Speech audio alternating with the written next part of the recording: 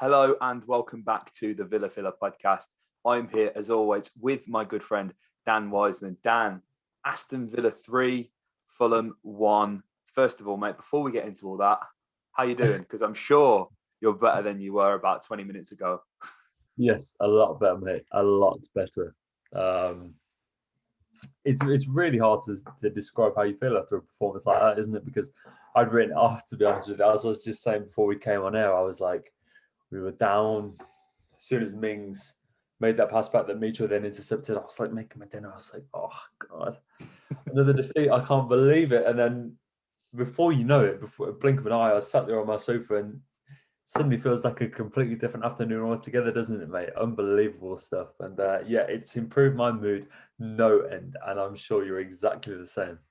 Absolutely, man. I mean, there's a lot of discourse online, on Twitter this morning around the Jack injury. I don't really know who it was that I don't want to. I was going to say started the rumor. It's not a rumor. It's obviously a fact. He missed today. So it kind of Twitter weren't really a nice place this morning. If you guys follow me on Twitter, you'd have probably seen that I've just kind of been a bit sort of mopey about the whole situation, just not really wanted to talk about Villa. So today has actually been really good because I feel like we can actually have a positive and somewhat constructive debate, discussion about what's going on with Aston Villa, obviously. And I mean, Dan, we have to address the elephant in the room straight away. That is the first goal, Tyrone Mings. And I mean, I couldn't even check Twitter, man, because you know what it's going to be like. It's a glaring mistake. It's awful. You can't excuse it, right? You absolutely can't. And I'm not excusing it, right? But there's 9 other outfield players that also have to do their job. And up to that point, Ty had done his job, relatively well. Villa hadn't conceded. It's on the other 9. But football is about scoring goals, Dan. You have to score more goals than your opponent. The other 9 players, the attacking players. I don't want to have to bunch the defenders into that because I'm overly critical there. But the midfielders and the forwards weren't doing their job. Villa hadn't scored a goal. It's easy to say, this on another day this would have costed Villa. The guys, but as I was saying, other people have to do their jobs. Mings made a mistake. It was a horrible mistake. Everybody does that. Everybody who's played football knows anybody is capable of that. The situation has been cranked up to 100 because it's Tyrone Mings and he's always capable of a mistake and it's this and it's that. And listen, I appreciate that. But I mean, he hit the ball into the ground. What else? What else can he do? It's not a lapse of concentration. He just made a poor back pass. Look at John Stones the other night for England. Mm-hmm. Virtually the same thing. And here we are. But I don't want to dwell on that too much, Dan. I feel like we all kind of know where we stand on Mings with this podcast. So we'll leave that debate at that. And I actually think, Dan, Villa have we've really been let off the hook here, haven't we? We really have, because, obviously going 1-0 down, Alexander Mitrovic scoring that goal. Villa didn't look like they could buy a goal to get back in this game. And as soon as the teams kicked off, as soon as I saw the lineups, I thought this game had 0-0 written all over it. Now, obviously, at 1-0 down, you're thinking, Jesus, how are we getting back into this game, Dan? What really changed was, and I don't want to give Dean too much credit here, Dan, and I know you aren't going to give him much, if any, credit at all for this, is the substitutions, because I feel the Villa, you guys know what the Villa Filler is about. We like to break things down. We like to give you the stats. We like to give you the cold, hard facts bundled with the eye test. You guys know what you get on this podcast, right? I cannot tell you what formation Aston Villa played today in the second half of the second half. I can't break that down for you. That was sheer luck. We've seen Dean do it before. Again, I don't want to give him too much credit. I'm over the moon. I'm elated that Villa have got the 3 points here, Dan. But this is like a 1 in a million thing where, we've pulled it off and it's actually worked, isn't it? Yeah, absolutely, mate. I think what's happened today is quite remarkable, really, considering how poor we were. Let's face it, we're going to face facts. We waited until the 76th minute to have a shot on target against a side in the relegation zone, which is Fulham. And even then it was saved. But that stat in itself sums up the game perfectly, doesn't it? Because then with our next 3 shots on target, we scored 3 goals. It's utterly remarkable, really. And I think we have to consider the fact that it plays into a problem that has plagued Fulham all season. Only Southampton and Brighton. Southampton have dropped 18, Brighton 17, have dropped more points from winning positions in the Premier League this season than Fulham, who are undergoing real problems. That was very similar of the Villa last season, wasn't it, mate?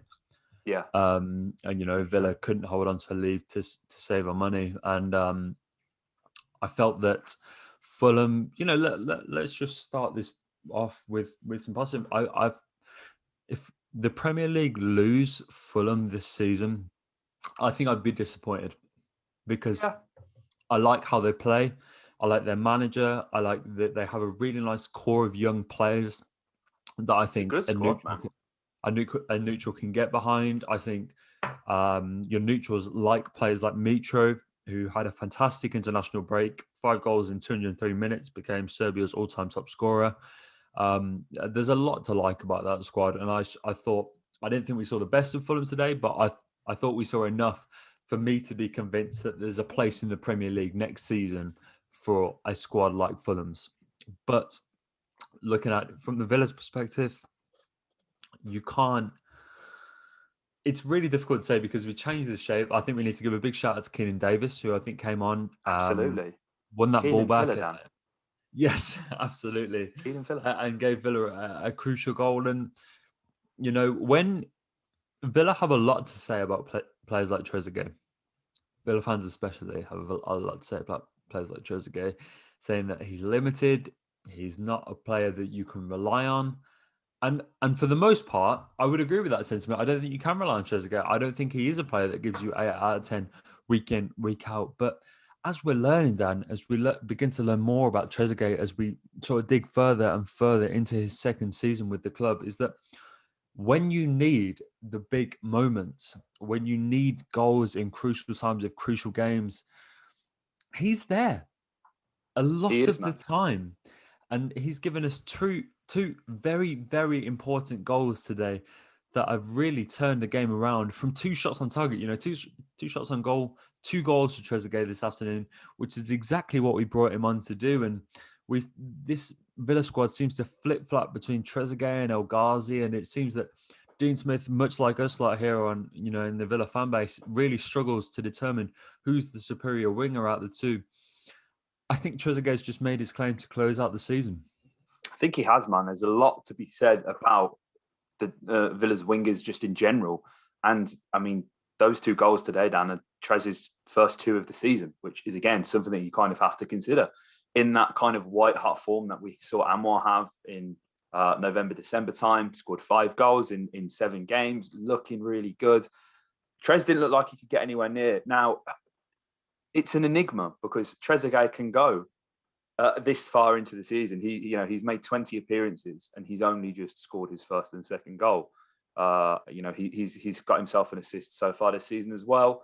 You want more goal contributions from your winger, but I mean, games like today, this is Trezeguet at his best, and it actually I feel like his cameo really just summed him up as a player in general because he missed a glaring chance at the back post with that initial header that nearly went out for a throw in.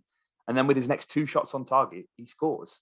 That's Trezeguet in a nutshell. It's frustrating. You have to try and, I don't know, really. You have to manage these players in a certain way. You have to try and get the best out of them somehow. Whether you persist with them, even when they're going for a dry patch or not, that's Dean's decision.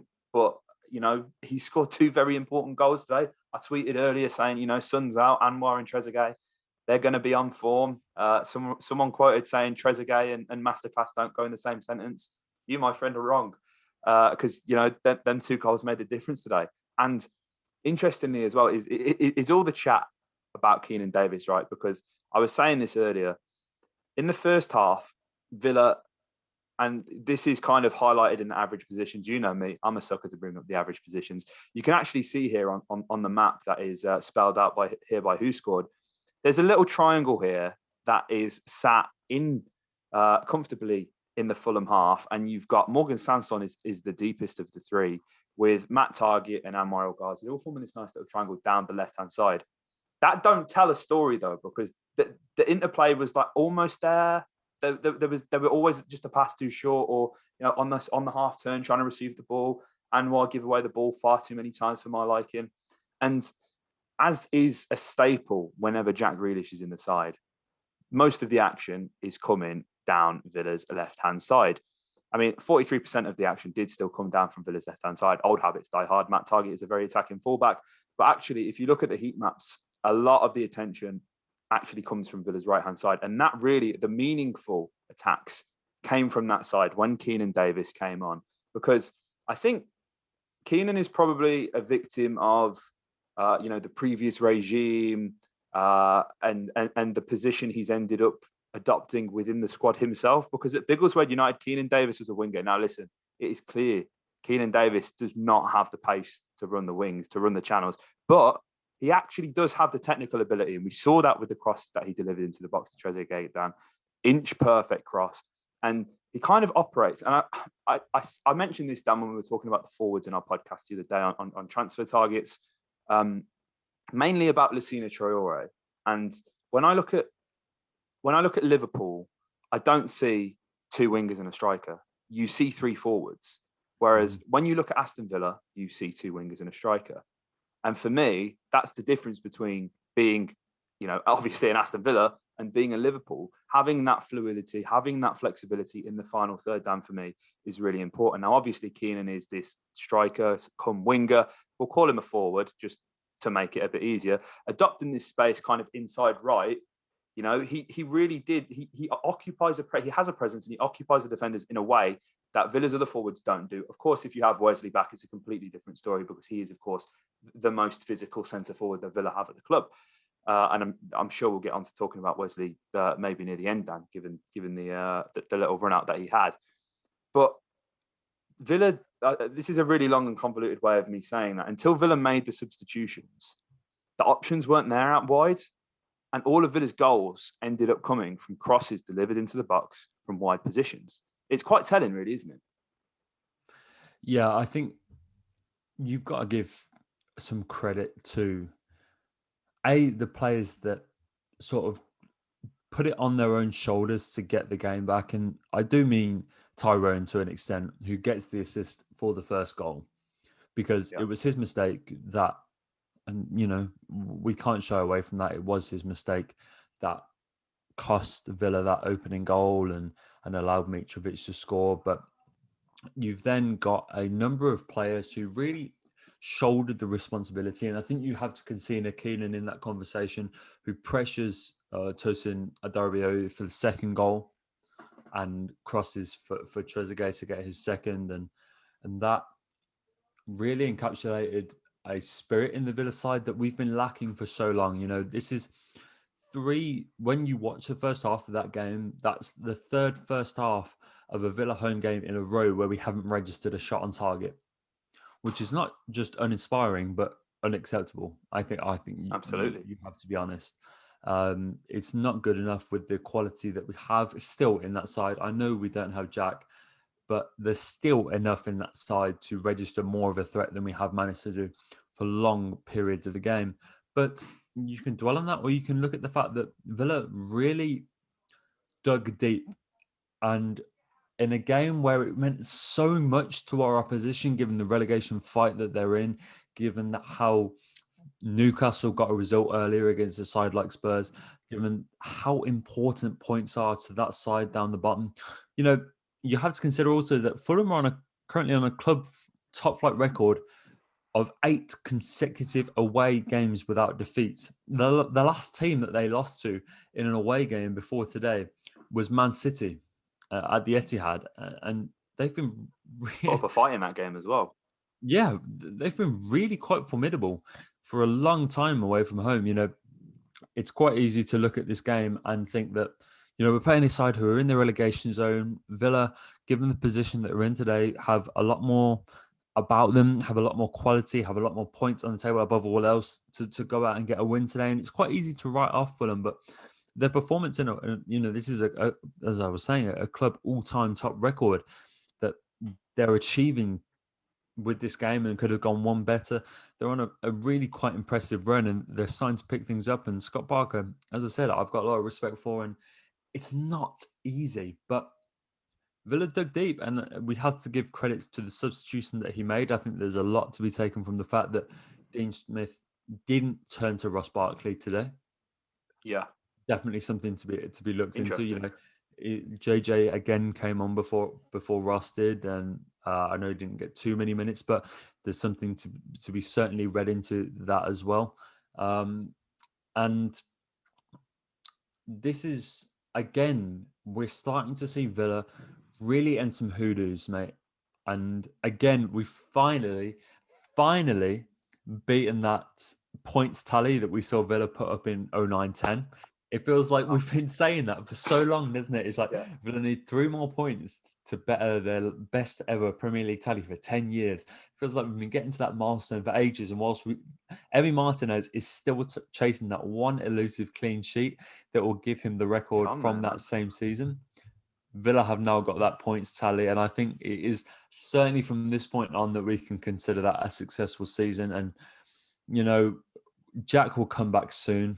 I think we can say that safely. You know, it's a shame that he seems to have picked up that extra little niggle that's keeping him out of games like today. But we came up in the clutch today, mate, and it's hard to be too negative.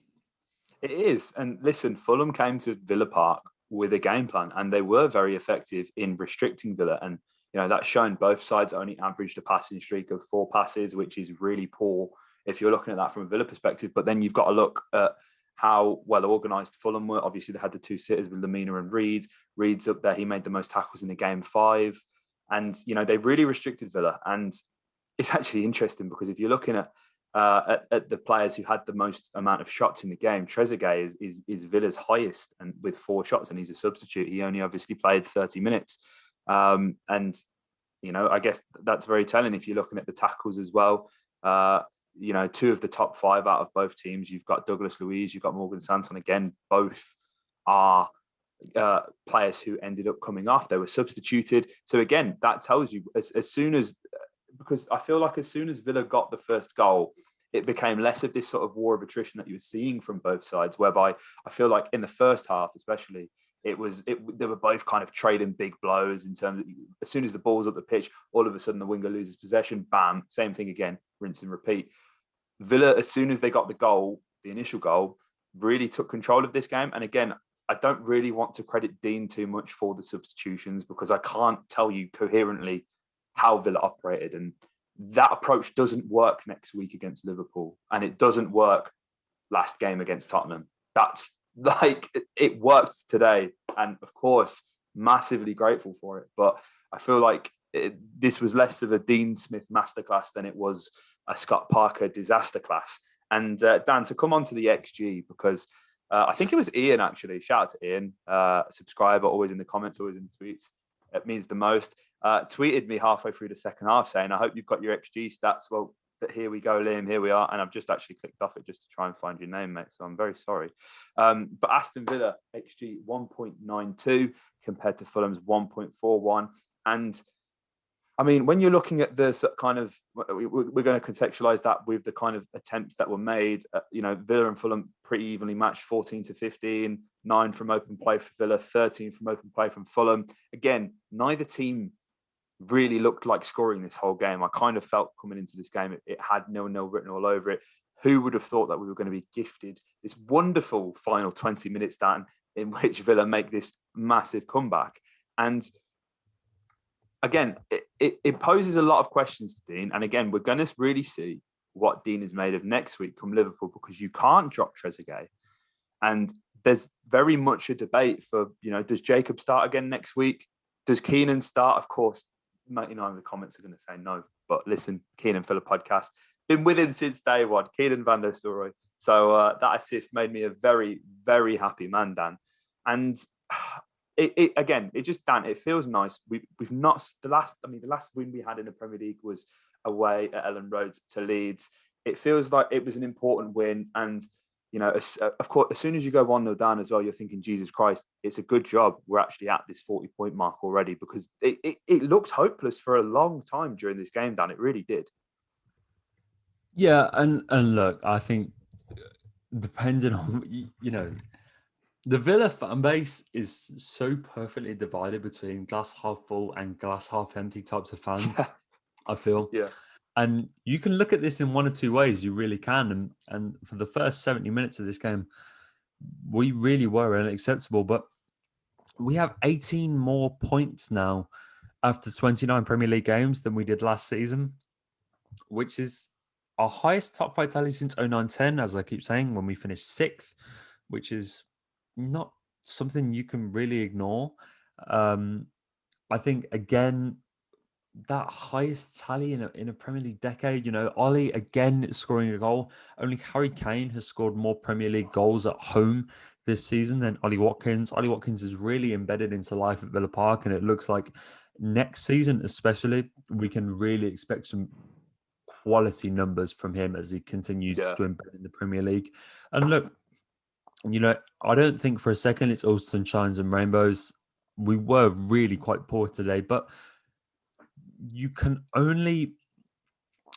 ignore the fact that we went on to score 3 goals ultimately, mate. And I think next game, against Liverpool will really dictate how we can expect the next 12 months of Villa to go, because it's all very well and good doing this against Fulham, but how we step up against Liverpool, who have certainly improved in recent weeks and are starting to not look like the side that we saw last season, but become increasingly like the Liverpool that we're used to seeing week in, week out, will ultimately dictate what we can expect from Villa towards the end of the season. But now, realistically, with Villa sat in 9th, it is very difficult to be too critical. And look, I'm not saying for a second that, there isn't some blame to be placed at the foot of Dean Smith, who there is some real confusion about the Jack Grealish situation. And I don't think that can be ignored given the result that we've gone and got, how we've been left so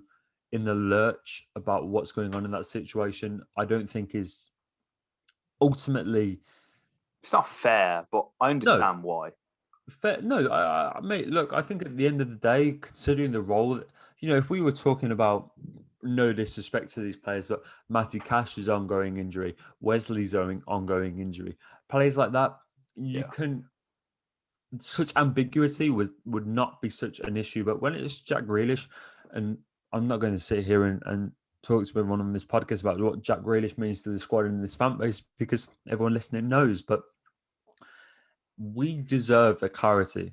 And I don't think the club have done themselves any favours how they've handled this. But looking over that, I think we can expect him, it seems, in the next game. Maybe. And it's risky to say, man. Well, it is, isn't it? It is. You really don't know. We're not in the know. No, the fact is that Liverpool have played one more game than us, and they only sit 5 points ahead of us. It's crazy, isn't Context, man. Context is everything, isn't it? It really is. Like, this season, it's been amazing. You can't.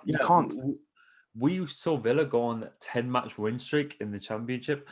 We've been saying for a long time on this podcast is that whilst this season looks done and dusted, Dan, you can never, ever, ever rule off this Villa side. The last 2 seasons, the Villa looked done and dusted. We looked done and dusted for another season in the Championship. We looked done and dusted for another season in the Championship following relegation. Villa looked done and dusted for a mid-table finish this season, but can you roll us out? No. Would you like to bet against us? I don't know, mate. I don't know. And just all I can say really, just to kind of wrap this up, is just enjoy that, Villa fans. Just enjoy it. Like, as I said earlier, if you guys have followed me on Twitter, I'm just kind of fed up about talking about Villa, because it seems like whatever you say, it's not right.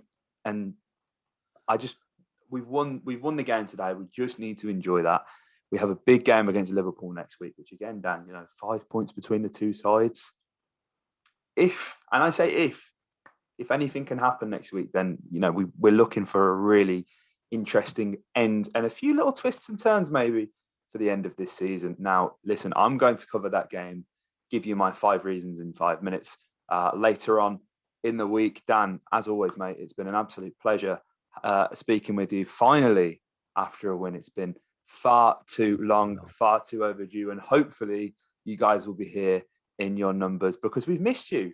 Maybe the algorithms kept you away, maybe the performances have kept you away, but listen, we're still trying to grow.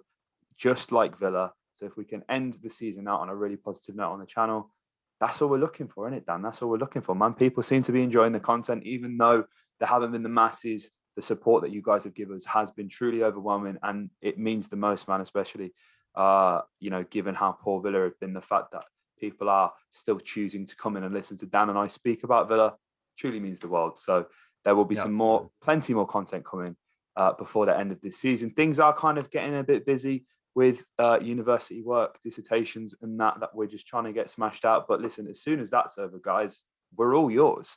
And Dan, I think we need to do one of these in the park, don't we? We need to get it going. Absolutely. Comments under style. We need to have that Villa filler link up that we've not had in so long, mate. So hopefully that's something as well that our audience can enjoy. But as I say, that's a great note, I think, for us to end the podcast on. Enjoy the rest of your bank holiday weekend, Villa fans. If you enjoyed this podcast, hit the like, comment your thoughts below on the game. Let us know who your man of the match was. I think it's fair to say it was Trezeguet, but let us know anyway in the comments below. And also, if you're not subscribed, please subscribe. It would mean the absolute most. Up the Villa.